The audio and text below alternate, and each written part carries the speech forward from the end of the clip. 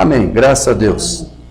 Aleluia. Então, estamos aqui na cidade de Viamão, na Casa Mãe Maria, para aqui termos mais uma reunião e ministramos aqui a palavra do Senhor e ter um companheirismo com o Senhor em torno da sua palavra.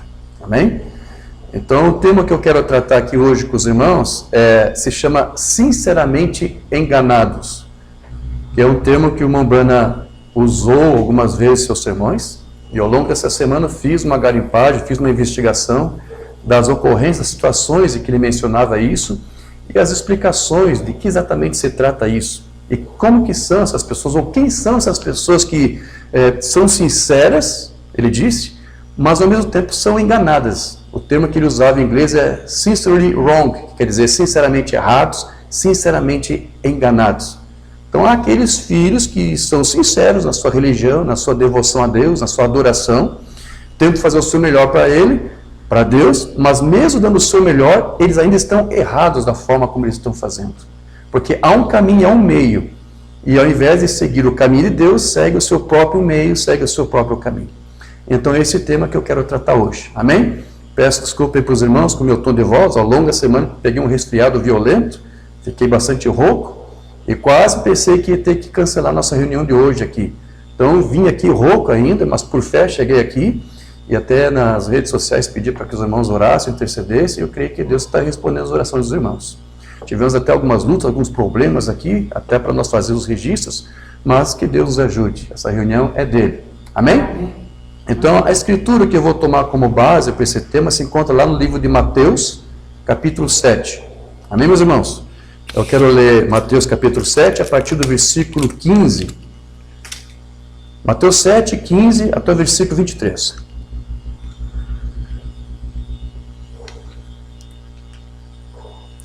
Graças a Deus.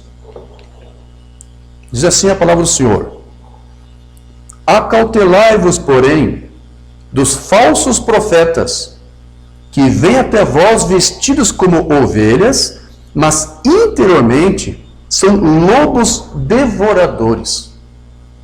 Por seus frutos os conhecereis. Porventura colhe-se uvas dos espinheiros? Ou figos dos abrolhos? Assim, toda árvore boa produz bons frutos, e toda árvore má produz frutos maus. Não pode a árvore boa dar maus frutos, nem a árvore má dar frutos bons. Toda a árvore que não dá bom fruto, corta-se e lança-se no fogo. Portanto, pelos seus frutos os conhecereis. Nem todo que me diz Senhor, Senhor, entrará no reino dos céus, mas aquele que faz a vontade de meu Pai que está nos céus. Muitos me dirão naquele dia: Senhor, Senhor, não profetizamos nós em teu nome? E em teu nome não expulsamos demônios? E em teu nome não fizemos muitas maravilhas? E então lhes direi abertamente: nunca vos conheci. Apartai-vos de mim, vós que praticais a iniquidade. Amém? Amém. Se coloque de pé, vamos falar com o Senhor uma palavra de oração. Querido Deus e amado Pai, te damos graça por essa oportunidade que o Senhor nos dá, para aqui, Senhor, tratar de Ti, da Tua palavra e dos Teus mistérios. Fala conosco neste lugar, Senhor, ao qual nós apresentamos aqui nossas vidas, nossas necessidades, que Tu venha esclarecer para nós essa escritura que lemos e trazer para os dias de hoje, a fim de entender o que está sucedendo. Porque sabemos que a Tua palavra é sempre nova e atual. Compreendendo, Senhor, isto, compreendemos o que se passa em nossos dias. Então, Senhor, ajuda-nos, porque Teu Filho disse para nós nos acautelarmos.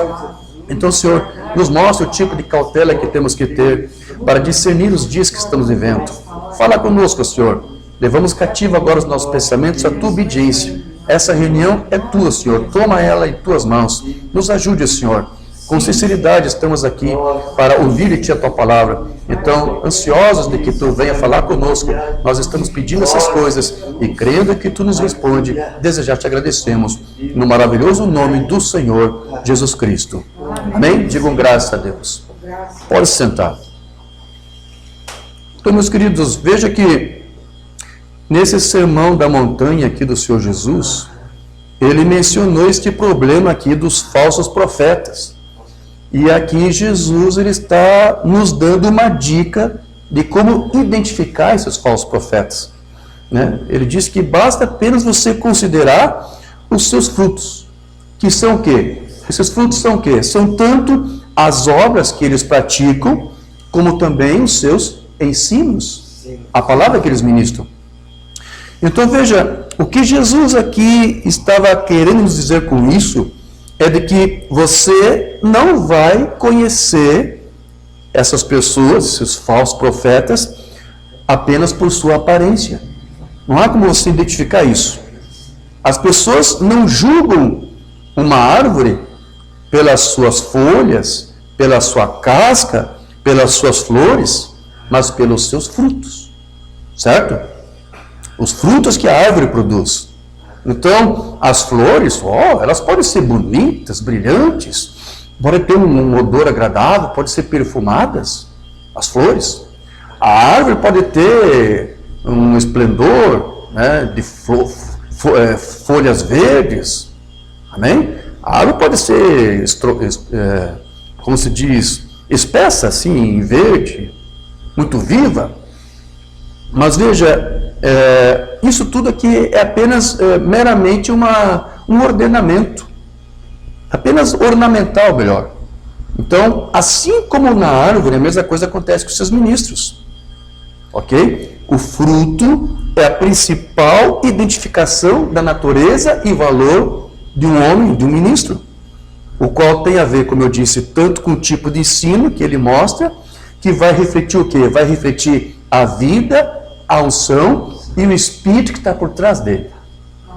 Certo? Então Jesus mesmo aqui, ele disse que alguns ministros, eles possuem uma aparência de ovelhas, sim, uma aparência boa, bonita, mas interiormente ele disse que são como lobos. E isso aqui é devido tanto às obras deles, como também ao seu ensino. Então você não identifica eles pela sua aparência. A aparência é como se fosse de uma ovelha, ele diz. Mas no interior, há um outro espírito ali. Agora veja, eu quero chamar a atenção para um detalhe que eu quero que você fixe bem no que eu vou te dizer agora. Porque há uma coisa aqui que tem que ser mencionado. Esses ministros aqui, esses falsos profetas que Jesus disse, eles não estão, na verdade, fingindo para você que são ovelhas. Porque eles pensam que realmente são. Essas pessoas não vão fingir para você. Elas se convenceram realmente que são ministros de Deus, que são realmente ovelhas. Elas pensam que são. E eles também pensam, obviamente, que o seu ensino, o seu ministério está correto. Mas o que essas pessoas estão fazendo? Elas estão sinceramente enganadas. Então, elas não estão tentando te enganar. Elas mesmas estão enganadas, mas elas são sinceras nesse engano. Elas não estão tentando forçosamente te enganar.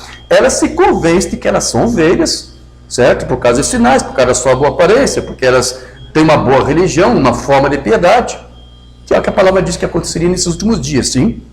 Então, nas minhas ministrações, praticamente, eu estou quase sempre fazendo menção desses grandes erros doutrinários que nós temos aí acompanhado em toda parte, que é ensinado nos tabernáculos da mensagem. Se você prestar atenção nas minhas ministrações, eu estou quase sempre fazendo menção disso. Agora, por quê? Por que eu faço questão de sempre chamar atenção para isso? Porque você está vendo aqui que Jesus chamou atenção para essa questão. E porque Jesus sabia que esse não era um problema apenas para aqueles dias lá, em que ele estava em carne humana, mas ele sabia que esse é um tipo de problema que também os santos dos últimos dias se defrontariam da mesma forma.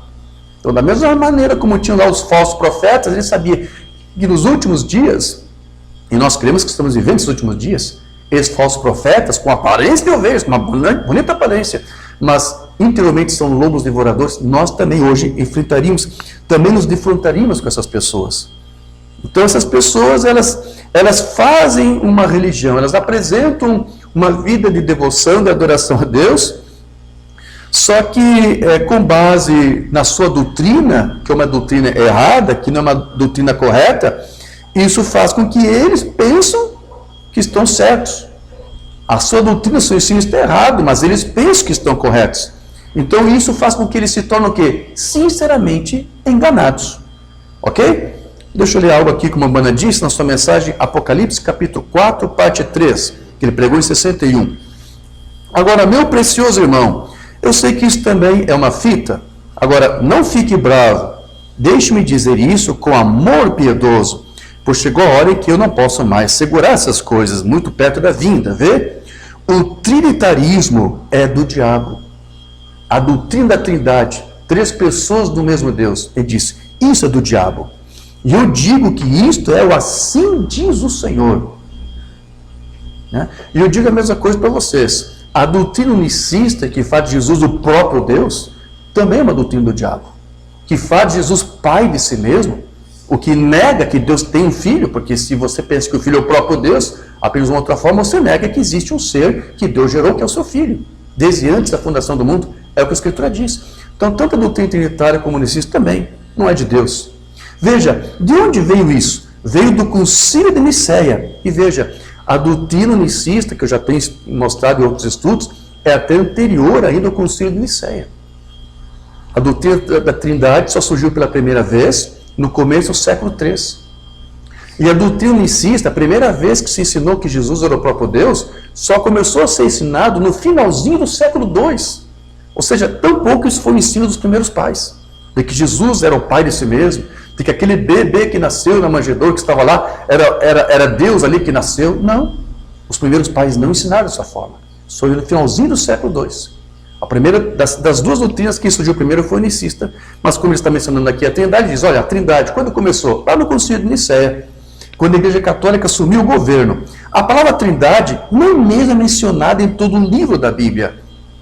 E quanto a 3 deuses, isso é do inferno.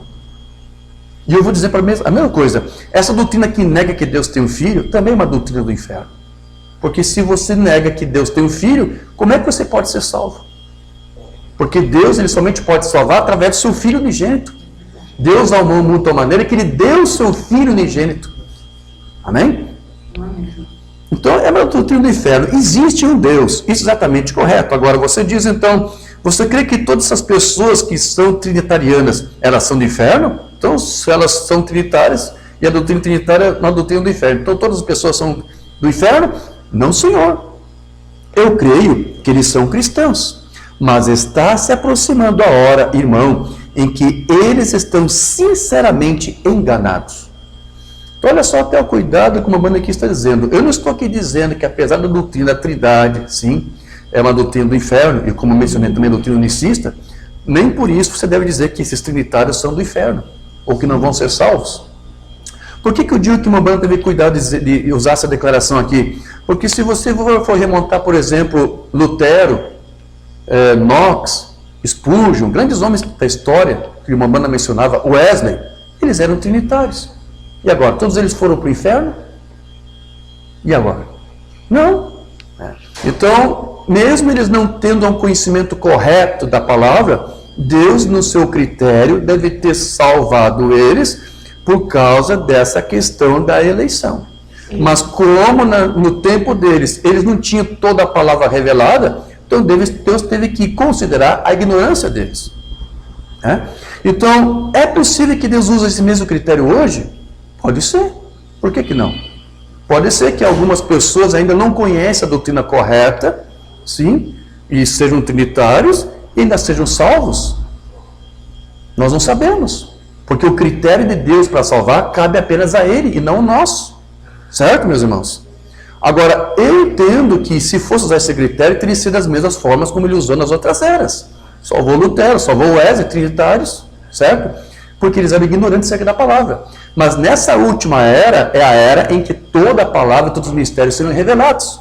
Então, na minha maneira humana de pensar, eu creio que hoje, nesta era, quando alguém que é trinitário, unicista, e toma conhecimento da palavra real e completa, e ainda se mantém um trinitário unicista, aí já é diferente. Wesley, Lutero, todos os trinitários foram salvos, mas tiveram a sua desculpa. Não tinham toda a revelação da palavra. Mas você permanecer empedernido, depois que você ouve a verdade, e ignorar, e pior ainda, combater e rechaçar isso, não posso dizer que Deus vai usar o mesmo critério de salvação como usou com esses santos do passado. Você está entendendo? Eu creio que é por isso que a Umbanda disse, está se aproximando a hora, irmão, que eles são sinceramente enganados. Isso foi em 61, se não me engano. Sim, isso. Então, dali em 63, teve a revelação da abertura dos selos, dos trovões, que foram revelados. Sim? Então, ali nós temos todos os mistérios de Deus revelados. Então, eu creio que é dessa hora aqui que o Umbanda aqui está se referindo.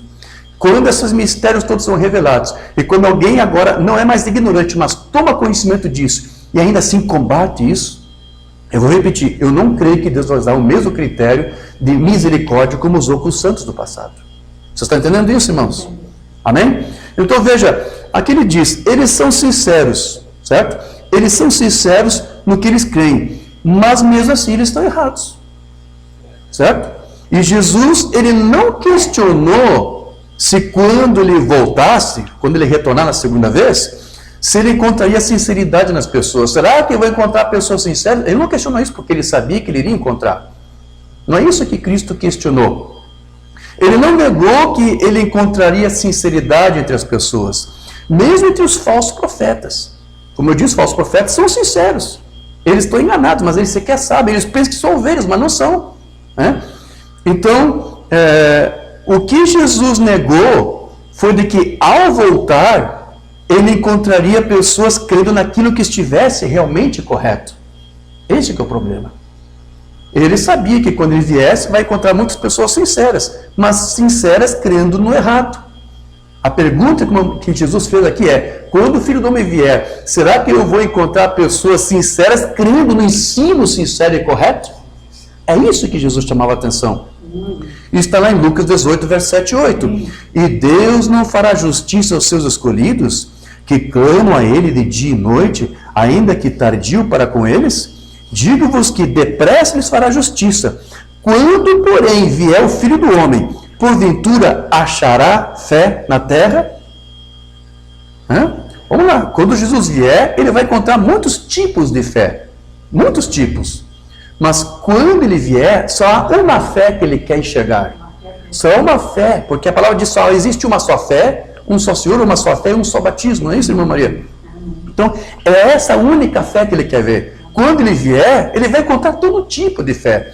Mas a pergunta que ele faz aqui é, será que ele vai encontrar a fé na terra? Ou seja, a sinceridade de muitos poderia até ser genuína, correta, exceto a fé deles. Então, qual é exatamente o tipo de fé que Cristo deseja ver quando ele voltar aqui? Qual é a fé que ele quer ver? Nenhuma outra a não ser a sua própria fé. Amém? Amém? Porque é somente a fé de Cristo, meus irmãos, que nos salva. Amém. Não é a tua fé humana, a tua fé pessoal, numa doutrina A, B ou C, não. É a doutrina correta com a fé correta de Cristo. Amém.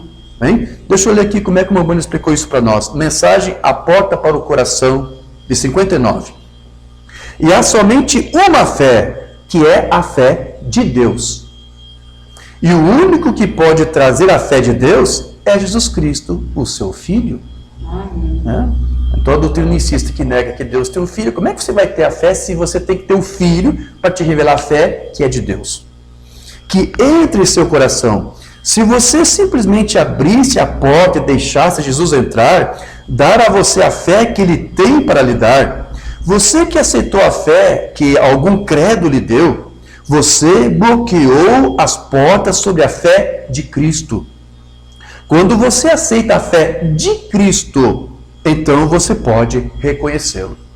Você nunca vai conhecer Cristo mediante a fé trinitária, ou mediante a fé dualista, ou mediante a fé unicista. Você somente vai conhecer a Cristo através da fé que é de Cristo, que não é uma doutrina de homens.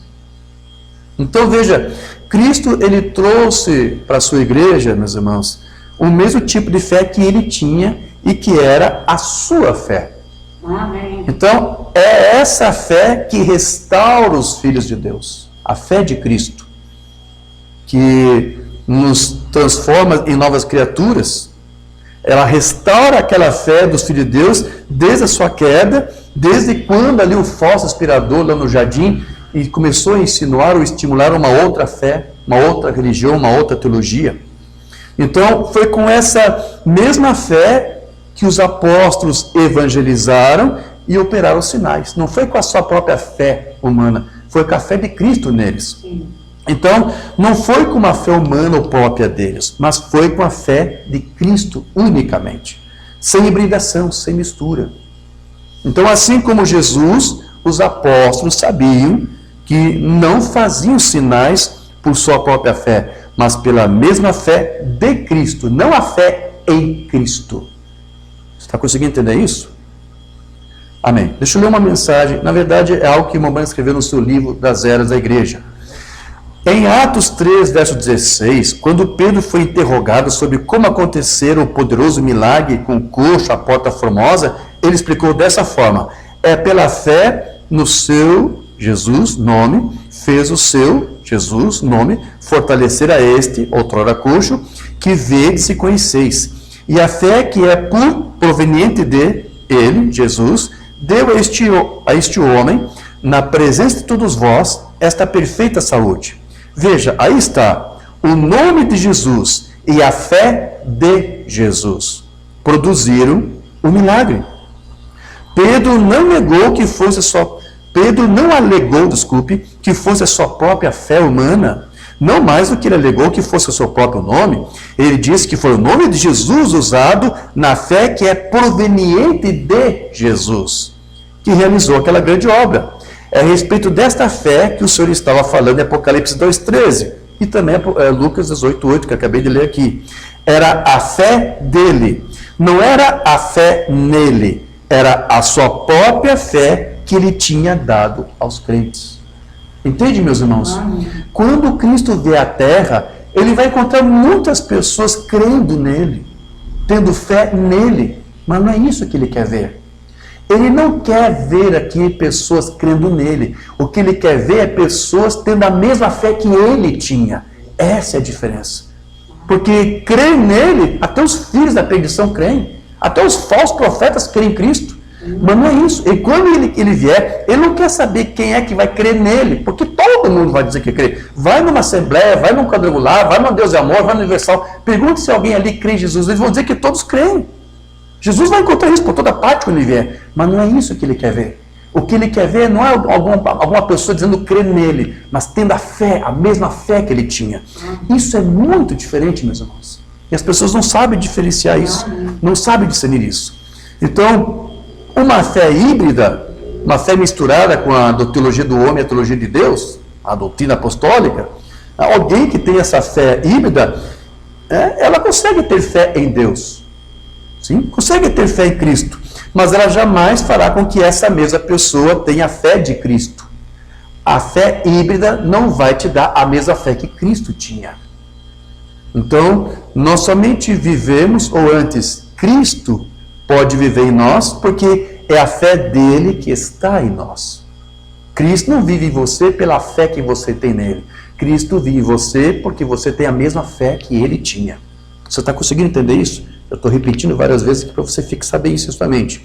Então, é essa fé que vai dar firmeza e que vai dar paciência aos santos. Não é a tua fé nele, é a fé dele em você. Isso está lá em Apocalipse 14, verso 12. Olha só.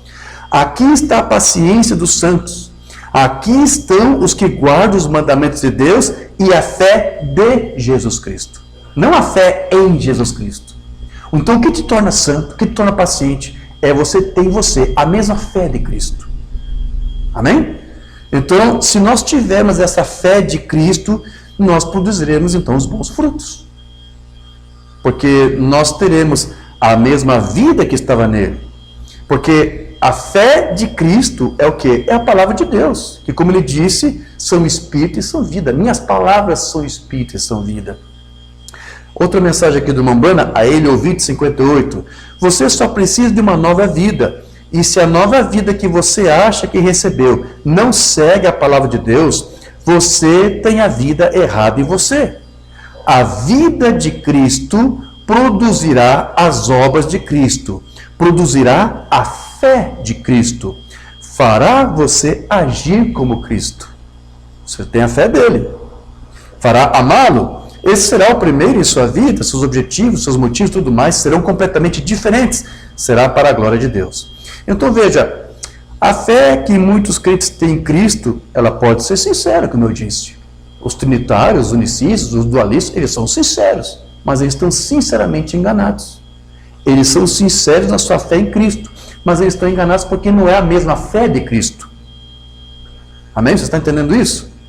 Então, os crentes podem ser sinceros na sua fé em Cristo, mas será uma fé totalmente enganosa se não for o mesmo tipo de fé que ele possuía. Então, irmão Diógenes, não nos enrole. Qual é exatamente o tipo de fé então que Cristo tinha? Para sabermos se temos a mesma fé de Cristo, qual é a fé então de Cristo?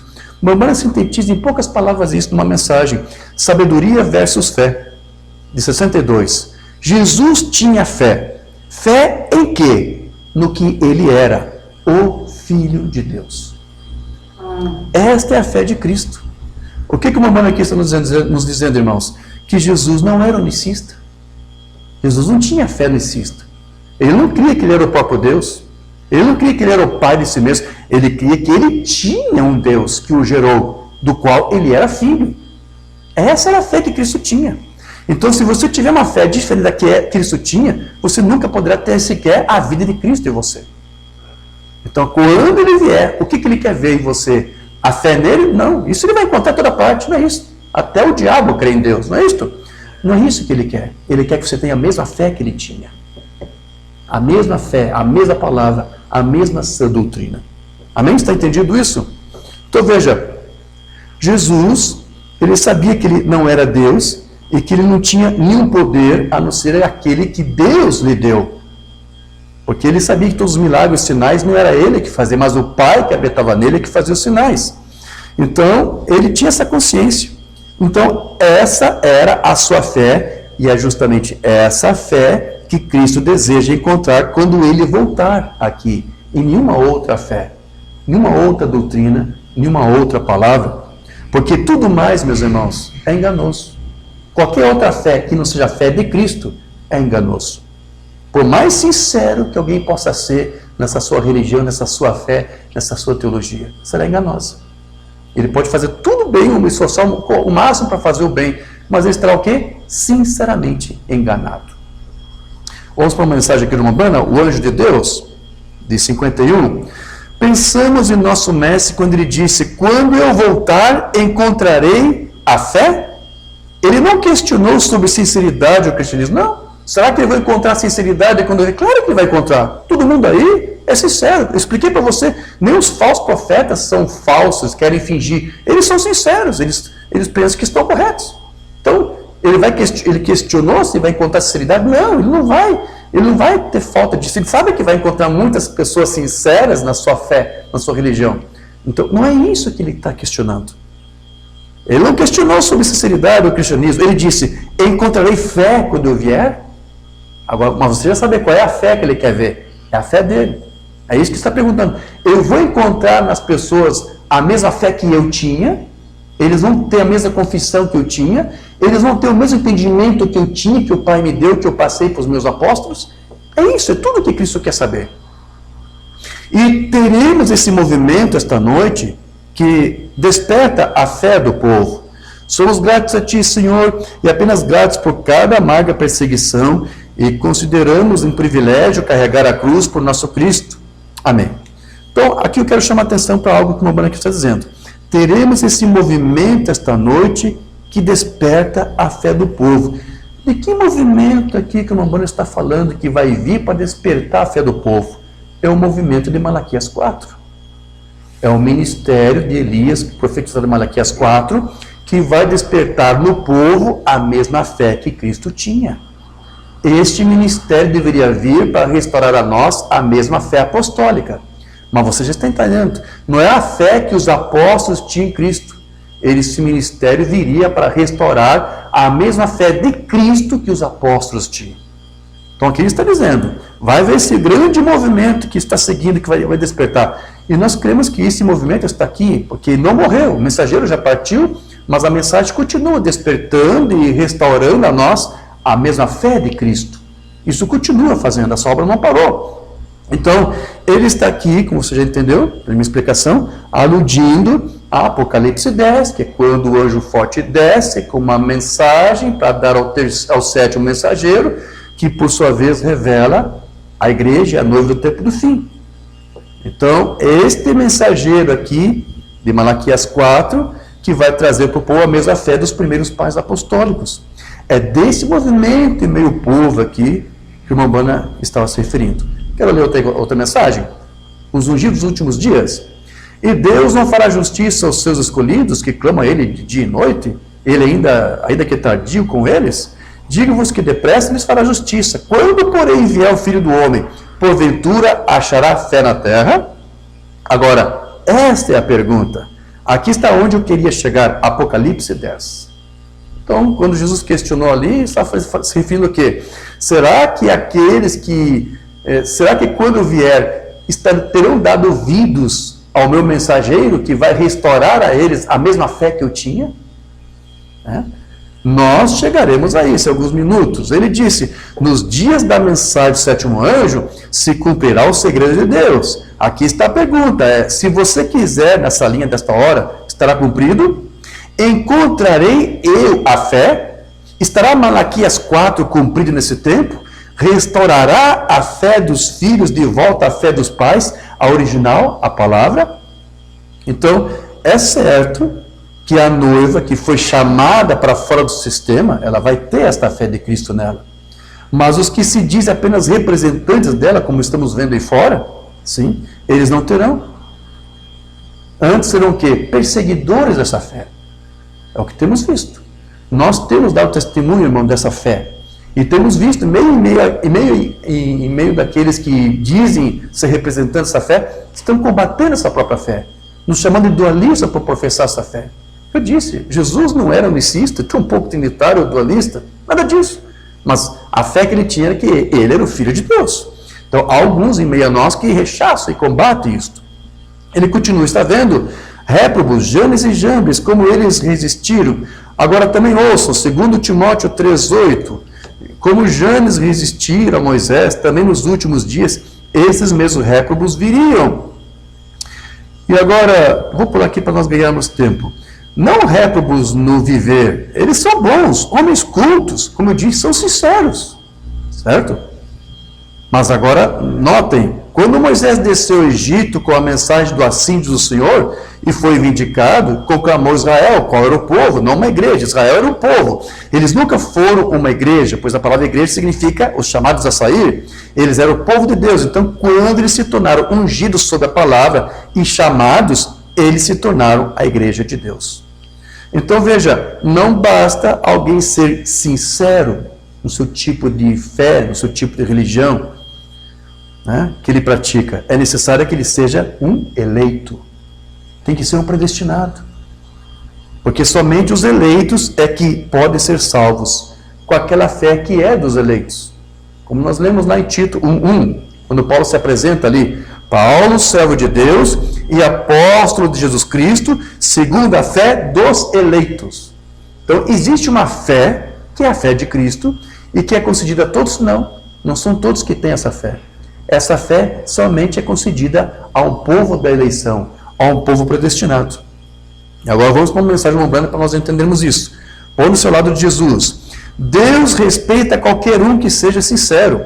Vemos que uma pessoa profunda e sincera pode estar sinceramente enganada. Já entendemos isso. Mas se ela for sincera, Deus a guiará para a luz em algum lugar. O que está dizendo aqui? Se ele for honesto, mesmo que está crendo em algo errado, se ele for honesto, quando a palavra for dada a ele, quando tiver a revelação da palavra correta, ele não vai rejeitar isto. Ele vai continuar demonstrando sua sinceridade, também renovando seu entendimento e aceitando não mais a sua própria fé, que era uma maneira pessoal que ele mesmo criou, projetou aqui para poder entender e interpretar as coisas. Ele vai abrir mão de tudo isso, ele vai ser sincero, ele vai ser honesto e agora ele vai ter a mesma fé de Cristo, ou seja, ele vai realmente procurar ser guiado por Cristo em sua vida. Então aqui ele está dizendo, se ela for sincera, Deus a guiará para a luz em algum lugar. Porém, agora você vai ver como a Umbanda vai dizer que Deus ele vai guiar essas pessoas, mas é um povo específico que ele guia. Ele virá a isto, porque Deus está obrigado a fazer isto. Agora, para quem que Deus está obrigado a revelar a sua palavra? Para todos? Não. Ele vai dizer para quem? E nós pensamos na vinda do Senhor sendo uma grande coisa, e a mensagem não é mais do que o que sempre foi. Lembre-se, há um grupo predestinado para estar aqui quando o Senhor retornar. Então, há um povo eleito por Deus para receber a fé de Deus. Para estes, Deus está obrigado a dar a fé de Cristo. Não são todos que vão receber. Alguns vão ter a sua própria fé em Cristo, mas não de Cristo. A fé de Cristo, que também é a fé dos eleitos, é para os eleitos. E Deus está obrigado a dar a eles porque são eleitos para receber. Então, eles são sinceros, os eleitos são sinceros, e mesmo sendo eleito, pode em algum momento criar alguma coisa errada. Mas se são da eleição, Deus está obrigado a fazer com que eles cheguem ao entendimento correto. Mas essa obrigação, mamãe diz, é para a eleição, certo? E pode não ser mais de uma dúzia. Difícil isso, hein? Quantos restam ainda para receber a fé de Cristo? Talvez seja só uns 12 aí que está restando, antes que Cristo venha, né? Quando o Filho do Homem vier à Terra, será que ele vai encontrar fé na Terra? Ou seja, você já está entendendo. Será que eu vou encontrar a mesma fé que eu tinha, a mesma fé que eu tenho, melhor, neles? Eles vão confessar a mesma doutrina que eu confessei? Então Jesus disse, a Mamãe disse, quando Cristo vier, talvez só os 12 vão crer, não sei. Aí depois ele diz, nós não sabemos, pode ser 100 milhões. Quem sabe quando Cristo vier vai ter uns 100 milhões tendo a fé de Cristo. Ele disse, não sabemos. Pode ser 10 mil, mas o fato é que o predestinado ouvirá a mensagem e crerá nela, se for a mensagem enviada por Deus, o qual cremos que seja. Então veja, existe um grupo que não poderá ser enganado. Pode ser confundido por algum tempo, mas não pode ficar confundido para sempre. Ou enganado para sempre, ou estar sinceramente enganado. Há um povo que tem que ser esclarecido, que são aqueles cujos nomes já estão escritos no livro da vida do Cordeiro, desde antes da fundação do mundo. Mas veja que há também um grupo que já está destinado a ser enganado pelo diabo. E esses nunca serão esclarecidos. Para esses, Deus não está obrigado a dar a eles a fé de Cristo. Não. Para um grupo está predestinado a receber essa fé. A outros não. Vamos ver um sermão onde o irmão Bando explica isso? Porque não somos uma denominação. Pois bem, agora, vamos apenas ler este bem aqui e ver se isso está correto. Está vendo? E o anjo me disse, porque creio que é o versículo 8, e a besta a qual viste foi... Certo, isso mesmo. A besta a qual viste e já é, e há de subir do abismo. Agora, nós estamos voltando àquilo, porém eu quero pegar este outro, pois estamos chegando a isto. E irá a perdição e os que habitam na terra, cujos nomes não estão escritos no livro da vida desde a fundação do mundo, se admirarão. Agora, haverá um grupo na terra, em outras palavras, que será enganado, pois ele os enganou. E havia apenas um grupo que não foi enganado. E este era aquele que tinha seus nomes no livro da vida do Cordeiro, desde a fundação do mundo. Nós chegaremos naquilo daqui a pouco. Então veja, meus irmãos, não tente aqui arrazoar, pensando que não faz diferença alguma crer numa doutrina errada, desde que você seja sincero. Não faz diferença, irmão Diógenes. Certo? Porque desde que eu seja sincero, desde que eu tenha um bom coração, desde que eu tenha um bom espírito, é indiferente. Se eu querer errado, não tem problema, desde que eu seja sincero. Não faça mais esse tipo de arrazoamento, porque isso faz toda a diferença. Faz toda a diferença. Caim, ele foi sincero na sua adoração a Deus lá no Éden, não foi? Ele foi sincero, não foi fingido, mas ele estava sinceramente errado. Ele estava sinceramente enganado. E Deus não teve que corrigir Caim para fazer uma outra forma para adorá-lo? Deus não teve que corrigir? Então, se Deus não corrigir você por não adorar da forma correta, ele agiu errado quando tentou corrigir Caim. Porque para Deus faz toda a diferença. Você está entendendo isso? Então, você para adorar a Deus tem que ser com a fé de Deus, com a fé correta. E isso tem que ser corrigido. Não diga que isso não faz diferença. Vamos para uma mensagem aqui. Deus ocultando-se em simplicidade. As pessoas pensam, por grandes congregações bem vestidos, por um sacerdote, um pastor, um ministro de toga, corais de toga, e toda a exterioridade, que isso agrada a Deus. Nós acabamos de ver ali, né? Os falsos profetas, a árvore, você não avalia pela sua aparência? Porque os falsos profetas têm aparência de quê? De ovelhas, de justos. Então aqui está usando esse razoamento que alguns usam. Olha, a nossa igreja é grande, nosso ministro tem bons sermões, tem boa formação teológica. Então, isso agrada a Deus. Pode ver de onde isto procede. Caim tentou fazer a mesma coisa. E ele construiu um altar para si. Sem dúvida que o fez formoso e com sinceridade. Correto? E o homem era sincero. Isso. O homem era sincero. Caim foi sincero lá. Ele adorou, ele pensou, contanto que eu seja sincero, não faz diferença. O Romano diz que Caim pensou isso. Não importa se está errado alguma coisa, não importa, Deus vai ver meu coração. Deus vai ver minha santidade, Deus vai ver aqui minha entrega para Ele. Então não faz diferença se está alguma coisa errada aqui. Aí o Romano diz, faz sim diferença. Você pode estar sinceramente errado. Então não adianta você fazer com toda a sinceridade. Tem que ser da forma correta. E não é do teu jeito, é do jeito de Deus. Não da forma como você pensa, mas como Deus pensou e revelou para nós. Certo? Amém. Então, vou ler outra mensagem que ele vai falar a mesma coisa. 3 classes de crentes. Não faz diferença no que você crê, quão leal você seja, quão religioso você seja, ou isso, não tem nada a ver. Sinceridade, ora, isso não tem nada a ver.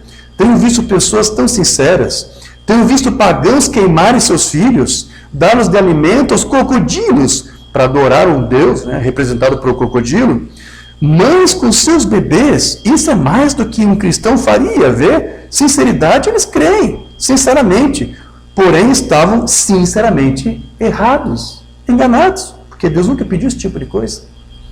As pessoas dizem, bem, esta igreja tem permanecido. Isso, você está sinceramente errado, se ela estiver contrária à palavra. Bem, agora, olha, eu não creio em tal coisa. Quando, entretanto, a Bíblia disse que ela foi assim, vê? Eu não creio que nós tenhamos de fazer isto. Não importa no que você pensa que você não tenha de fazer. Deus disse que precisa ser feito. Há uma forma correta de se aproximar dele. Então, veja, Deus conhece a cada um dos seus filhos, e foi para eles que a sua palavra foi enviada, a fim de que não sejam enganados pelas doutrinas dos homens. Mensagem lembrando o som em 7,55. Deus, que enumera as penas nas asas dos pássaros, sabe onde cada uma delas está. Deus que enumera os cabelos de sua cabeça, o Deus que passeia nas asas da manhã, aquele que criou os céus e a terra, conhece cada criatura e cada ser. Ele é Deus. Essa é a sua palavra. Os céus e a terra passarão, porém ela, a palavra, nunca passará. Amém? A palavra dele é atual. Não seja enganado pela doutrina dos homens. Creia em Deus e viva. Amém? Então, a fim de nós não estarmos sinceramente enganados, né? Como dizia o irmão Branham, ou confusos, é necessário então nós reter o que é correto, após um exame, e soltar aquilo que estiver errado. Se você pensou alguma coisa que está errado, quando você analisa, quando você examina e reconhece que está errado, o irmão Branham diz, solte isso o mais rápido possível. E quando você vê a verdade, retenha isto. Porque se você não reter e não confessar isto, daqui a pouco você pode fazer, como eu disse, como alguns estão fazendo, reprovar isto. Uma mensagem lembrando aqui, provando sua palavra. Sabe, há uma escritura na Bíblia, 1 Tessalonicenses 5:21, onde está escrito, examinai tudo, retende o bem. Quando qualquer coisa é examinada, isso será provado ser correto ou errado. E quando houver qualquer coisa em questão, isso deve ser examinado. Qualquer coisa que você tenha uma dúvida, isso é correto? Trindade é correto? Unicismo? Investigue, examine. Amém? Ele está dizendo. Examine isto. Agora, até encontrar qual que é o correto. E então, ao encontrar o que é correto, ela disse, retende. Depois que você soube o que é verdade, Guarde isso, segure isso. Em outras palavras, agarre, não solte, retenha. Em outras palavras, retenha firme para que não escape. E qualquer coisa que for provada não está correta, então solte isso o mais rápido que puder. Afaste-se disso. Nunca retenha o que estiver errado. Porque é possível que cristãos firmes, pessoas boas, retenham às vezes, retenham o que é errado, achando ser correto. Mas então, essas coisas deveriam ser provadas, se são corretas ou erradas. E é o dever de todos nós. É um dever de todos nós. Sim, examinar o que é correto. Amém, meus irmãos? Ok. Estou ganhando tempo aqui já para avançar em outro tópico que eu quero apresentar para vocês. Porque essa questão aqui que o Umbanda apresenta para nós, dessas pessoas que eram sinceramente erradas, sinceramente enganadas. Você sabe que esse tipo de coisa até hoje, os estudiosos de hoje, os psicólogos, antropólogos, eles costumam hoje dar termos científicos específicos para cada tipo de postura e comportamento como esse. Então, esse termo que o Umbanda usa nos seus sermões, pessoas que estão sinceramente enganadas, existe um termo na psicologia usado para designar ou identificar essas pessoas. Eles chamam de viés de confirmação. Você pode ir na internet, no Google, escreva lá, viés de confirmação, e veja o que vai dizer ali. Eu trouxe aqui um resumo de alguma coisa que eu pesquisei, eu vou fazer uma leitura rápida aqui, para você entender que esse comportamento que Jesus menciona lá no passado, e que viria acontecer hoje, é isso que os psicólogos chamam. Isso que eles fazem, de se esforçar em fazer, ou se posicionar por uma coisa que eles pensam que está certo, mas que na verdade está errado, e de não se querer se corrigir, isso é o que se chama de viés de confirmação. Então, o que é exatamente viés de confirmação? É o seguinte, quando o viés de confirmação, ele acontece quando o indivíduo procura e usa certas informações para apoiar as suas próprias ideias ou crenças. Então, isso também significa que as informações que não apoiarem as suas ideias ou crenças são simplesmente desconsideradas por eles. Ainda que elas sejam baseadas em fatos. Se essas ideias, esses fatos, contrariam o que eles pensam, eles preferem ignorar isso para continuar a manter-se empedernido e errado. E estão sinceramente errados naquele conceito que eles defendem. Então, o viés de confirmação é isso. Ele geralmente ocorre quando nós queremos que certas coisas ou certas ideias sejam verdadeiras, ainda que não sejam. Então, isso leva as pessoas a pararem de coletar informações quando algumas evidências encontradas confirmam seus próprios pontos de vista. Então, o que pode levar a ideias já pré-concebidas, que não são baseadas na razão ou no conhecimento real. Os indivíduos, então, eles selecionam partes da informação que confirmam seus próprios conceitos já estabelecidos, prévios aqui na sua mente. E descartam qualquer coisa que for contrária ao que eles já estabeleceram. Você está entendendo o que é viés de confirmação? Eu estou lendo aqui o que eu encontrei na internet, é assim que eles explicam. O viés de confirmação, eles dizem, tem uma longa história. Há um filósofo famoso, um filósofo britânico, chamado Francis Bacon, que escreveu o seguinte sobre o viés de confirmação.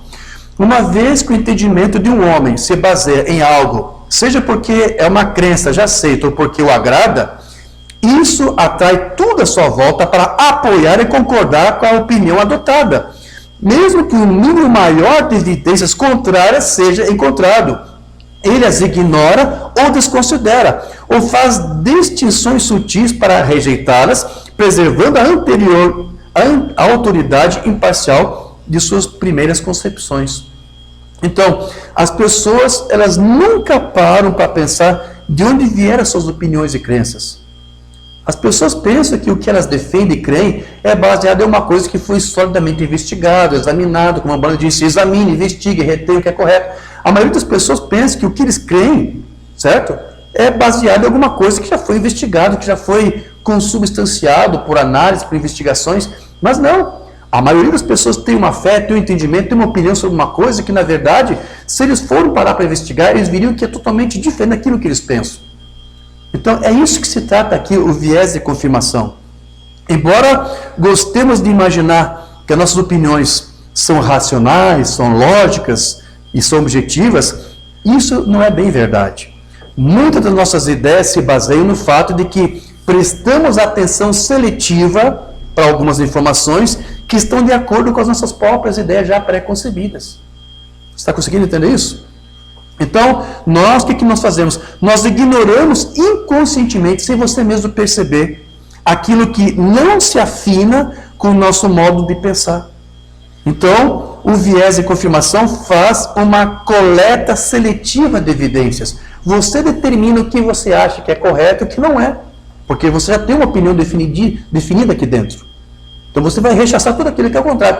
Se alguém vier até você para tentar te mostrar uma coisa que prova que você está errado, você não vai aceitar. Porque você já se convenceu de que o que você fez, a investigação pessoal que você fez, seja qual foi aí os ditames que você usou para fazer a tua análise e a tua conclusão, você pensou que aquilo está correto. Então, se alguma coisa vier para confrontar e mostrar que está errado, você simplesmente não aceita, porque você já se convenceu da verdade que você quis aceitar. É isso que se trata aqui, é o viés de confirmação. E é daí que surgem as pessoas que estão sinceramente enganadas. Vamos trazer um exemplo disso agora para dentro da mensagem? Porque você sabe que dentro da mensagem aqui do William Branham, nós encontramos crentes que adotam esse viés cognitivo. É assim que eles chamam. É um viés cognitivo. Dentro da mensagem você vai encontrar isso aqui. Então, por exemplo, os que defendem a opinião unicista de que Jesus é o próprio Deus. Você tem uma gama muito grande de pessoas dentro da mensagem, ministros, crentes que creem dessa forma, que Jesus é o próprio Deus. Então, eles que creem assim, eles vão tentar se basear em algumas ideias selecionadas, e alguns parágrafos selecionados, que, segundo eles, confirmam esse pensamento, essa opinião, essa hipótese. Ao mesmo tempo que eles vão rebater certas afirmações feitas por irmão Branham que entram em choque com esse tipo de pensamento. Vamos citar aqui um exemplo para você entender bem. Os que tentam provar, por exemplo, que Jesus, ao nascer da Virgem Maria, era o próprio Deus ali na manjedoura, eles tentam até se basear em alguma afirmação do irmão Branham. Você tem um sermão do irmão Branham onde ele diz que Jesus era Jeová chorando na manjedoura. Isso para eles é suficiente só para crer que Jesus era o próprio Deus ali na manjedoura. Mas há outros sermões, por exemplo, onde uma banda disse que Deus, Jeová, o Pai, o Espírito Santo, só habitou naquele filho lá no Jordão, quando Deus o batizou com o seu Espírito. Mas então, o que essas pessoas fazem com o viés de confirmação? Eles rechaçam esse entendimento que você encontra em outros sermões para ficar apenas com aquele pensamento que eles já definiram como certo e verdadeiro. Ainda que a declaração não esteja errada, quando você tira do contexto, você pode dar uma opinião errada para aquilo que uma banda disse. Você pode ter um pensamento errado sobre o que você está ouvindo ou leu do que uma banda disse. Sim. Então você pode ser sincero ao citar o sermão do irmão Branham, mas você pode estar sinceramente errado se você não citar da maneira como ele estava dizendo, se você não menciona da forma como ele pensava. Então você pode estar sincero ao citar um sermão do irmão Branham, mas pode estar sinceramente enganado se não citar da maneira como ele pensou. Em alguns sermões o irmão Branham disse, Jesus é Deus. Ok? Nós cremos que Jesus é Deus. Mas de que maneira? Tente crer e dizer da maneira como o Branham ensinava. Porque se você for apenas demonstrar sinceridade dizendo o que ele disse, mas não com o mesmo entendimento que ele tinha, você estará sinceramente enganado. E você vai usar o quê? Um viés de confirmação, ou seja, você vai selecionar os parágrafos que te agradam e qualquer outra informação que você encontra na mensagem, uma banda fala uma coisa que é contrária ao que você pensa, você vai rechaçar, você vai deixar de lado. É isso que a pessoa que tem viés de confirmação faz. Esse exemplo ajuda você a entender? Porque é exatamente isso que estamos vivendo nos nossos dias. Principalmente na mensagem. Não importa o que estão fazendo fora das denominações, das igrejas, não importa. O que importa para nós é o que está sendo feito hoje nessa mensagem. Nós encontramos esse tipo de coisa. Então, os que tentam provar Jesus dessa forma, eles vão fazer isso. Então, o viés de confirmação, ele fará com que o crente desconsidere essas e outras afirmações que eu mencionei, para conservar aquela que comprovadamente está equivocada pela evidência dos fatos. Então, meus irmãos, uma pessoa que rejeita os fatos, ela tentará defender sinceramente uma opinião errônea. simplesmente porque ela se convenceu de que aquela sua opinião está correta. Então, o que alguém que está sofrendo de viés de confirmação faz é tentar o quê? Desconfirmar as evidências. Rejeitar as evidências. Não foi exatamente isso que uma banda disse. Não, você não está entendendo o que uma banda falou.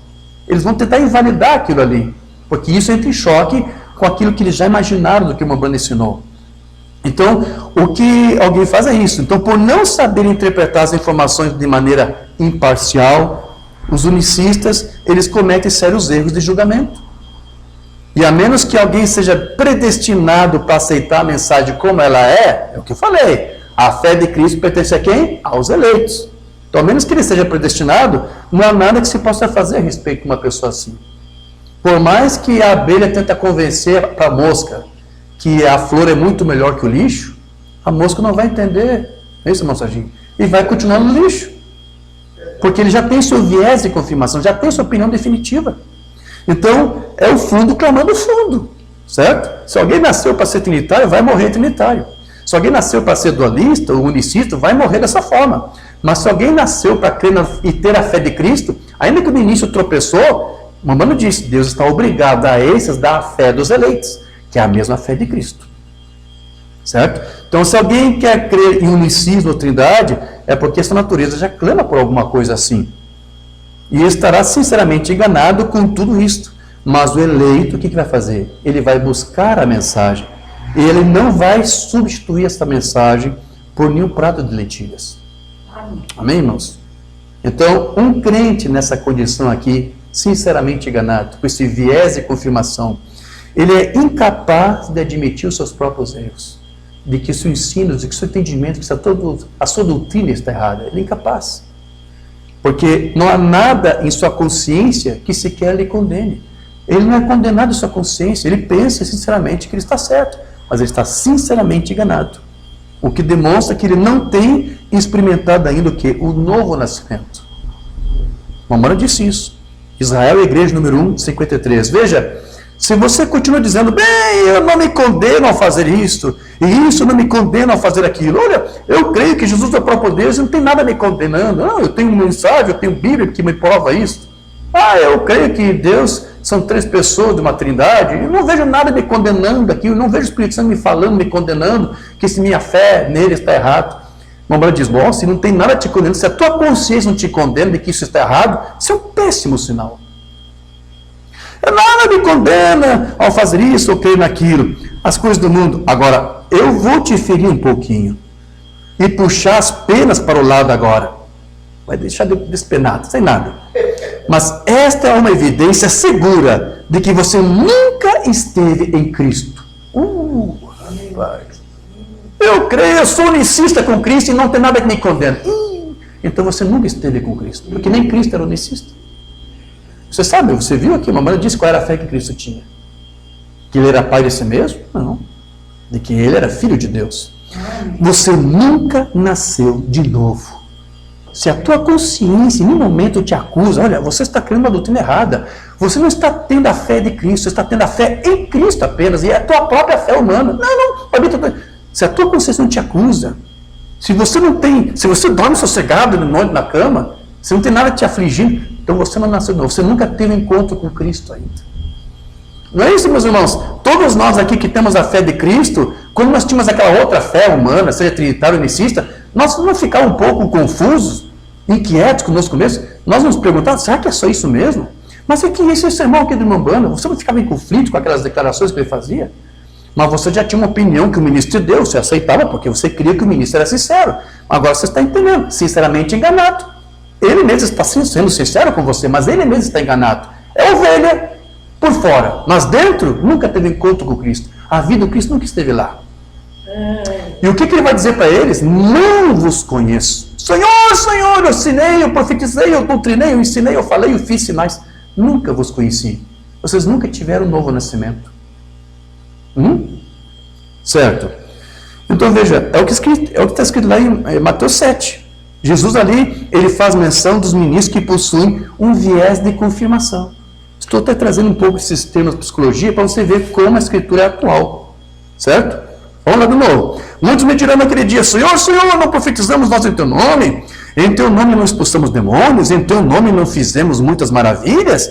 E então lhes direi abertamente, nunca vos conheci. Apartai-vos de mim, vós que praticais a iniquidade. Veja, todas essas pessoas possuem o quê? Viés de confirmação. Porque se utilizaram de algumas poucas coisas para, com base nelas, crer que eram salvas. E ministros, não é isso? Genuínos. Todos estão sinceramente enganados. Isso aqui que Jesus aqui está mencionando é esse viés de confirmação. E olha só o critério que eles usaram para vindicar a salvação. Fizemos isso, fizemos aquilo. Por favor, a salvação não é baseada em alguma coisa que eu e você podemos fazer, por mais melhor, por melhor que seja. Não é nada. A nossa salvação depende do que você pode apresentar para Deus. Nossa salvação só vem daquilo que Cristo já fez por nós, no nosso lugar. Então esse pessoal aqui com viés de confirmação está reivindicando o que eles fizeram. Senhor, eu fiz isso, eu fiz aquilo, agora então eu devo ser salvo. Não, você não é salvo por alguma coisa que você faz. Você é salvo por aquilo que Cristo já fez. Então, Jesus aqui, ele declara, sem rodeios, que alguém pode estar perdido, apesar de chamar Jesus de seu Salvador. Mas essa pessoa está sinceramente enganada. Então, nem todos que alegam crer em Jesus como seu Senhor e Salvador são salvos. Ainda que façam essa alegação no próprio dia do juízo, lá quando aquele dia chegar. Então, esse é um pensamento precioso, visto que haver tanta gente pregando que a salvação consiste unicamente em invocar Jesus. Invoque o nome do Senhor e você será salvo. Mas você tem que ter a fé de Cristo. Você já está entendendo. Jesus, ele está nos divertindo de que ser salvo envolve algo mais do que simplesmente você fazer uma confissão. Você tem que fazer algo mais do que isso.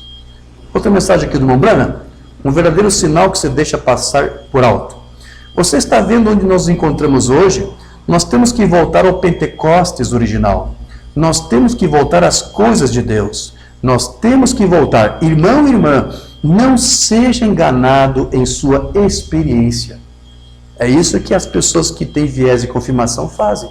Eles se baseiam na sua experiência, no seu entendimento pessoal, privado, e são confundidos com isso. Não se baseie na tua experiência, porque essa tua experiência, ela pode te enganar. Esses homens, eles tiveram essas experiências, viram os sinais, expulsaram demônios, eles foram expulsos, e por causa dessa experiência acharam que eram salvos. Aqui a mamãe diz, não baseie a tua vida, né, tua fé com Cristo, a tua caminhada com Cristo, em alguma experiência que você teve. Porque veja, o Mambrano dizia que o diabo, ele pode imitar qualquer sinal que Deus faz. Por causa disso, é muito fácil qualquer pessoa ser enganada por causa de sinais, por causa de sensações, por causa de experiências que tiveram. Mensagem Mambrana presumindo, de 62. Aqui está, se queremos dons espirituais na igreja, se queremos o poder de Deus e o verdadeiro poder de Deus. Agora, eu lhe digo, irmão e irmã, é tão fácil alguém ser enganado sobre isso, por sensações e coisas. O diabo pode imitar quase que qualquer sensação que Deus tenha, quase. Algumas coisas o diabo não pode. Lembra lá os sinais que Deus fez, lá no Egito? E algumas pragas que surgiram, Janes e Jambres conseguiram imitar algumas coisas. Mas quando começou a criação de piolhos a partir do pó, aí os Janes e Jambres chegaram ao seu limite. Tem coisa que o diabo não pode fazer. Mas veja, nossa igreja não está se movendo da maneira como deveria se mover. Sabemos que há algo de errado, e sabemos então que Deus não estará conosco até que tenhamos, seja o que for, endireitado. Deus não vai estar com você até que você tenha a fé de Deus, a fé de Cristo. Tire a tua fé que você tem nele, porque pode ser uma fé distorcida, uma fé equivocada, que vai produzir um viés de confirmação. Porque se em algum momento você crê alguma coisa está errado e a verdade é manifestada, se este viés de confirmação tiver muito tempo sendo cultivado, você não vai aceitar a verdade quando ela se manifestar à tona para você. Você vai, como eu disse aqui, que toda pessoa que tem viés de confirmação faz, ele vai tirar o crédito de todas as evidências, todos os fatos. Não é assim que a Bíblia se interpreta, isso aí está errado, de outra forma. Mas eles estão equivocados, estão sinceramente enganados. Então, nossa natureza, ela é convertida de que maneira? Com a habitação de Cristo em nós, Cristo vivendo em nós, tendo a fé dele em nós. Então, nossas opiniões são o quê? Mudadas. Você realmente é transformado. E não mais somos levados por sensações ou emoções carnais. Você não baseia mais sua vida cristã baseada em uma experiência, mas em alguma coisa que é real. A mensagem do Mambanda Israel e a igreja número 1, o pensamento metodista, quando eles gritavam, eles o tinham, mas eles descobriram que estavam errados. Basta você gritar e você tem o Espírito Santo. Aí veio os pentecostais. Eles disseram, fala em línguas. E eles falavam, nós temos o Espírito. Mas eles descobriram que estavam errados também. Muitos deles falavam em línguas e não tinham nada. Amém? Não qualquer demonstração ou emoção carnal, mas algo aconteceu aqui que mudou toda a sua opinião, mudou a tua natureza. Você está convertido. Não é mais você, mas é Cristo que entrou em você e te converteu. Mensagem de desesperos. As pessoas dizem, oh, glória a Deus, eu tenho agora. Aí você está enganado. Sim. Alguém diz, oh, eu simplesmente me sinto tão bem, irmão Brana, eu desci ali e eu orei, oh, calafrios me percorrem. Oh, isso pode ter sido de Deus. Porém, não é disso que eu estou falando. Portanto, aqueles homens, eles vão alegar, como disse Jesus, no tempo do fim, que eles foram salvos por causa dos sinais que eles faziam, mas eles estavam sinceramente enganados, porque eles colocaram os sinais, o quê? À frente da palavra, à frente da fé de Cristo, enganando-se a si mesmo com as suas próprias experiências, como eu disse. Então, foi assim que a falsa noiva foi enganada no decorrer de todas as eras. O Mambanda disse que foi assim e vai ser agora no tempo do fim. A palavra falada no Testamento original. Deles o teste da palavra. Como você pode saber? Fale a palavra, veja o que eles dizem sobre ela. Se eles não creem na palavra, eles não têm o germe semente neles. Eles são do maligno e te enganam, como a primeira noiva foi enganada. Está se referindo aqui a Eva. Eva foi enganada. Ela foi enganada pela serpente. E ela estava sinceramente enganada, porque ela achou que estava correto. E a segunda Eva foi enganada. Quem foi a segunda Eva que foi enganada? Roma. Quando a igreja de Roma lá se organizou, ela foi enganada pelos dogmas de Roma. E eles são enganadores da terceira noiva. Quem são a terceira noiva aqui? Os crentes da mensagem que são sinceramente enganados. Ok? Esses são os crentes da mensagem que se deixam enganar. Hibridizando a palavra ou tentando. Deus nunca colocou sinais à frente de sua palavra. Aí que está. Deus nunca colocou sinais à frente de sua palavra. Eles foram adicionados como prova da palavra. Mas a palavra é a primeira, para provar isso. Amém. Então, meus irmãos, já para nós concluir essa pequena palestra que estou tendo aqui com vocês, há sinais hoje sendo manifestados por toda parte, em todas as igrejas. Há cura divina aí por toda parte. Há demônios, entidades malignas sendo expulsos de pessoas. Há sinais em toda parte. Mas o que o Mambanda ensinava era de que há um só sinal e ele só tem valor quando ele for acompanhado com a verdadeira mensagem, que é o que ele chamava de a voz do tempo do fim. É para esses sinais que você tem a atentar, para aqueles sinais que acompanham a esta palavra. Não importa os outros sinais que são feitos. Qual é a voz que vem lá que acompanha aqueles sinais? Qual é a fé que é apresentada ali? A fé em Cristo ou a fé de Cristo? Vocês estão entendendo isso? Amém? Uma mensagem aqui, a voz do sinal. O sinal do tempo do fim certamente acompanhará a voz do tempo do fim. Então, quais são os sinais que devem te deixar comovidos? São aqueles que servem para respaldar a mensagem desse dia, do Apocalipse 10, que te leva à mesma fé de Cristo que os apóstolos tinham. Então, não importa quantos sinais seja feito. Tem um profeta aí que uma vez fez uma oração, assistiu um vídeo, fizeram isso, filmaram ele, né? Estava céu aberto, orando, clamando por chuva. Quando terminou de orar, caiu chuva. Aí disseram que, porque como Elias orou e fez chuva cair, então diz, esse Elias tinha que vir. Mas vai ver o que esse Elias lá que fez chover ensina. Qual é a doutrina? Qual é a fé que ele tem? É a fé de Cristo ou é a fé em Cristo? Você está entendendo? Então não importa os sinais, eles têm que ser avaliados se eles estão de acordo com a fé de Cristo, com a palavra do dia. Agora, observe o que a Escritura diz agora. E então você não será enganado. Veja, o sinal do tempo do fim e a voz do tempo do fim. Amém, meus irmãos? Então, o que faz alguém passar por esse problema aqui de viés cognitivo? De estar sinceramente enganado. O que faz uma pessoa ficar sinceramente enganada? É não aceitar toda a palavra. Eva foi enganada porque não aceitou toda a palavra. Caim foi enganado porque não aceitou toda a palavra. É isso que faz eles, como diz uma banda, pararem. Há pessoas que até vêm para a mensagem, irmã Maria, mas eles acabam se tornando depois também sinceramente enganados, porque eles chegaram na mensagem e pararam. Simplesmente aceitaram o que o ministro falou, nunca examinou, nunca investigou se o que o ministro falou era verdade, se ele realmente era sincero e correto na sua fé, ou nunca fizeram uma avaliação. Então tem pessoas que estão nessa condição. Por que isso? Porque pararam. E porque eles pararam, eles não ficaram com toda a palavra. Mamãe disse que foi isso que aconteceu com Eva. Vamos ver isso. As 10 virgens, 144 mil.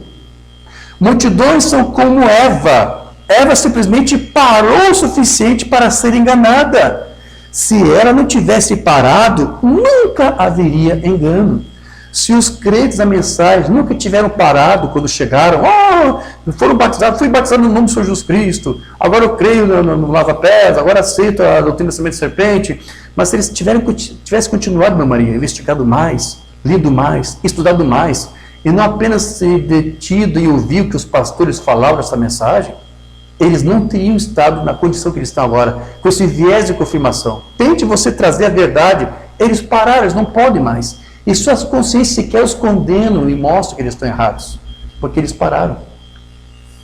Mas Eva parou, e quando ela parou, foi aí que ela a enganou. Em vez de pressionar, você me acompanha aqui agora, a razão pela qual Eva foi enganada, vamos dizer juntos, e então eu terei certeza de que você entendeu. A razão pela qual Eva foi enganada é porque ela nunca guardou toda a palavra de Deus. Aí que está. Eu fico com um pensamento de que Jesus é o próprio Deus, porque tem um sermão aqui, outro sermão ali, que uma banda diz. E outros sermões que eu não lhe faço declarações que contrariam esse teu pensamento. Não preciso ficar com aquilo. Já tenho meu pensamento pré-formado. Então eles pararam, irmã Maria, porque eles não ficaram com toda a mensagem. Não ficaram com toda a palavra. Amém? Então, para concluir aqui, eu quero dizer o seguinte. Judas, ele também foi enganado. Ele era um apóstolo. E não foi ele que quis ser apóstolo. Jesus chamou Judas para ser apóstolo. Mas veja, ele foi enganado pela sua própria experiência. Mambana disse que Judas, por ser apóstolo, ele orou e os enfermos foram curados. Ele expulsou espíritos, demônios de pessoas. Então, ele foi um apóstolo e por essa razão ele pôde fazer esses sinais. Porém, ele foi sinceramente enganado pelo diabo e por suas próprias experiências místicas, certo? Só o eleito é que não pode ser enganado. Amém? Você crê nisso? Livro das Eras aqui do Mambana, para nós concluirmos. Observe bem esse espírito que está neles e não seja enganado. Judas circulou como um dos 12 e fez milagres também. Porém, ele não tinha o Espírito de Deus como propriedade sua. Ele tinha, de fato, um ministério. Ele nunca chegou ao Pentecostes, porquanto não era semente verdadeira. Ele não era verdadeiro filho de Deus. Não, Senhor. E é dessa maneira agora mesmo, na sinagoga de Satanás. Lembra quando eu preguei sobre a sinagoga de Satanás? Que é mencionado na era de Esmirna? A sinagoga de Satanás surgiu na era de Esmirna. E é na era de Esmirna que surgiu as 3 principais doutrinas que norteiam e dividem os cristãos hoje. A doutrina da Trindade, unicismo e dualidade, arianismo. Então, qualquer um que crê nessas 3 doutrinas pertence à sinagoga de Satanás. São pessoas sinceramente enganadas. Então, não seja enganado. Você não será enganado se você for um dos escolhidos. Jesus disse que você não seria enganado. Amém? Para encerrar aqui, só uma mensagem aqui do meu mano. Mensagem Homicias. Eu vi Billy Graham, olha só, eu ouvi Billy Graham dizer outro dia uma mensagem, ele disse, o eleito já está enganado. Billy Graham disse isso numa emissora de rádio. Aí uma banda diz, não, os eleitos não serão enganados. Não, eles não serão, não. Os membros da igreja serão, mas não os eleitos. Amém? Os eleitos não podem viver este viés de confirmação, de arrazoar essa incredulidade com base em algumas poucas teses, pontos de vista que eles isolaram da mensagem da Bíblia para defender um ponto de vista pessoal. Um eleito não é enganado. Eles foram escolhidos desde a fundação do mundo. Eles não podem ser enganados. É impossível, disse Hebreus 6, eles não serão enganados. Amém, meus irmãos? Então é esse o descanso que nós temos. De que nós temos a fé de Cristo, porque fomos eleitos por Cristo para recebermos essa fé que é dele. E quando você recebe essa fé, você não pode mais ser confundido, você não pode mais ser enganado. Ainda você pode errar e tropeçar em alguma coisa, mas porque você tem essa fé de Cristo, que é a própria vida de Cristo em você, se você errar em alguma coisa aqui ou ali, essa fé vai te orientar e vai te corrigir. E você vai aceitar a correção e vai desejar fazer o que é certo. Mas quando alguém não tem mais essa consciência de acusando, mamãe disse, isso é um sinal péssimo de que você ainda não esteve com Cristo, de que você não nasceu de novo. Que Deus nos ajude a termos essa experiência com Cristo, de que possamos promover esse novo nascimento nas nossas vidas diariamente. Como ele disse, né? Carregai minha cruz, ou carregai vossa cruz todos os dias. Todos os dias tem alguma coisa mais em nós aqui para matarmos, para morrer, para circuncidar, para que a vida de Cristo plenamente se manifeste em nós. Amém, meus irmãos? Para nós não fazermos o que Mamãe aqui diz que Eva fez e muitos fizeram. Pararam. Chegaram até um ponto e parou. Que isso nunca aconteça. Com a noiva não pode acontecer isso, porque ela não pode ser enganada. Os demais, ele disse, são sinceramente enganados, porque é um grupo que está predestinado para isso. Como eu disse, não há nada que você possa fazer para convencê-los. Se Deus nos convence, pode você ser maior que Deus? Tampouco você pode fazer. Mas aquilo que Deus nos deu, o Manda disse, retenha e guarde isso com unhas e dentes, e não volte atrás. Amém? Ah, pode ser um trinitário ser salvo, pode ser um Nissi ser salvo, não sabemos, deixe esse critério para Deus. Mas se você tem um entendimento daquilo que é correto, firme-se pelo que é correto, e não arrede o pé disso. Amém, meus irmãos? Digo graças a Deus. Graças a Deus. Amém. Se coloque de pé, vamos falar com o Senhor uma palavra de oração. Precioso Deus, amado Pai, agradecemos por esse breve tempo que tivemos para relembrar todas as lições que estão na Tua Santa Palavra. Amém. Aquilo que o Teu Filho disse que aconteceria nos últimos dias, que muitos diriam que ser seus discípulos, ou que por causa de algum sinal, por causa de profecia, por causa de uma palavra, mas Ele disse que naquele dia Ele vai dizer para eles que nunca os conheceu, porque eles não confessaram a fé dEle, mas a sua própria fé particular que eles tinham nele.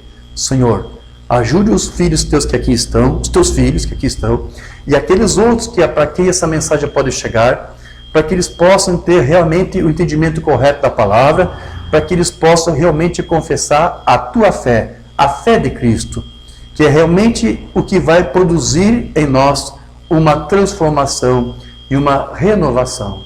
Ajude, Senhor, os teus filhos, que eles nunca se sintam ofendidos, que eles nunca se sintam melindrados por alguma coisa que o Espírito Santo possa corrigir em suas mentes, seus corações, que talvez não esteja correto. Porque aquele que é teu filho, ele vai aceitar a correção e vai procurar fazer o que é correto. Senhor, enquanto tivermos consciência, que Tu nos ajude e que Tu nunca nos permita, Senhor, termos uma consciência endurecida. Ajuda os teus filhos que aqui estão, a todos os teus filhos, Pai, a quem essa mensagem está chegando até eles, que eles possam ter um entendimento da Tua Palavra e que eles possam ter uma experiência real com essa Palavra. E hoje, mais uma vez, entendemos que não é uma experiência baseada em algum entendimento privado que nós temos dela, mas é da Tua própria revelação acerca da Tua Palavra. Nós cremos que o Senhor está revelando isto àqueles que Tu elegeu e predestinou para receber. Então, Senhor, ajude-nos. Nós que recebemos, ajude-nos a não pararmos, mas prosseguirmos mais e mais, buscando a Ti e sendo cheio do Teu Santo Espírito. Ajude e fortaleça o Teu povo, Senhor, porque são tempos difíceis que estamos vivendo. As pessoas não conseguem mais discernir o falso do verdadeiro, porque o falso tem uma aparência de legítimo, de genuíno, de verdadeiro, porque, como dissemos hoje, eles mesmos estão confusos com relação a isso. Senhor, não deixe o Seu povo se enganar e se confundir com essas coisas. Ajude-nos a entender realmente, Senhor, que a árvore é compreendida e identificada pelo seu fruto. Que venhamos ter os frutos do Teu Santo Espírito nas nossas vidas, para que possamos realmente frutificar para Ti e engrandecer o Teu reino. É o que nós queremos, Senhor. Toma nossas vidas nas Tuas mãos, para exaltar a Tua vida e o Teu reino sobre nós. É o que nós Te pedimos e Te agradecemos, no nome do Senhor Jesus Cristo. Amém? Amém. Digo graças a Deus. Graças a Deus. Aleluia, graças a Deus.